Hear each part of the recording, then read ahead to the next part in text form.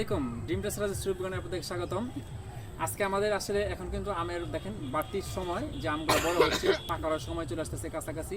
আমরা এখানে রাসায়নিক সার ইউজ করছি যখন আমগুলো গুটি হয়ে গেছে, মোটর দানের চেয়ে বড় যখন সময় ছিল। এবার আমরা আসলে এখানে ট্রাইকোডার্মা জৈব সার ইউজ করব।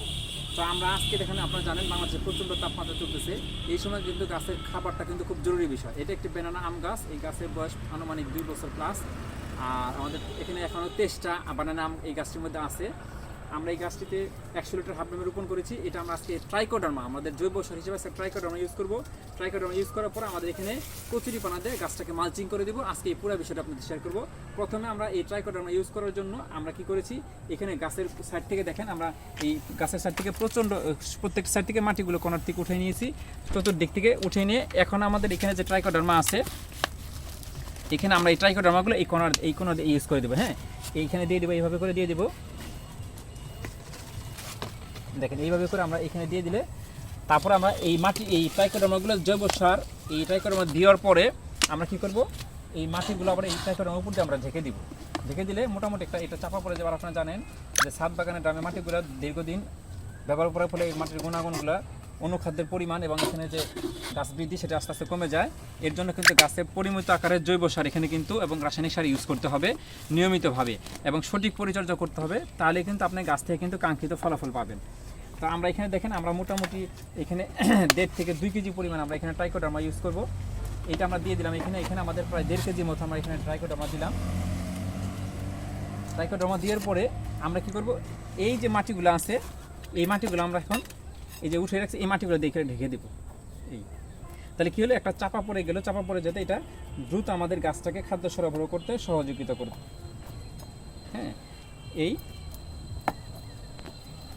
দেখেন আমরা কিন্তু এই ঢেকে দিলাম, বাস আমাদের কিন্তু কাজ হয়ে গেল।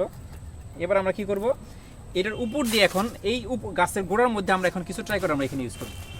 এখানে আমরা আরও 700 থেকে 800 গ্রামের মতো আমরা এখানে ট্রাইকোডার্মা ইউজ করবো। এটা হলো গাছের গোড়ার মধ্যে আমরা এখানে ইউজ করবো। এইভাবে পুরোটা আমরা ছিটিয়ে দিব।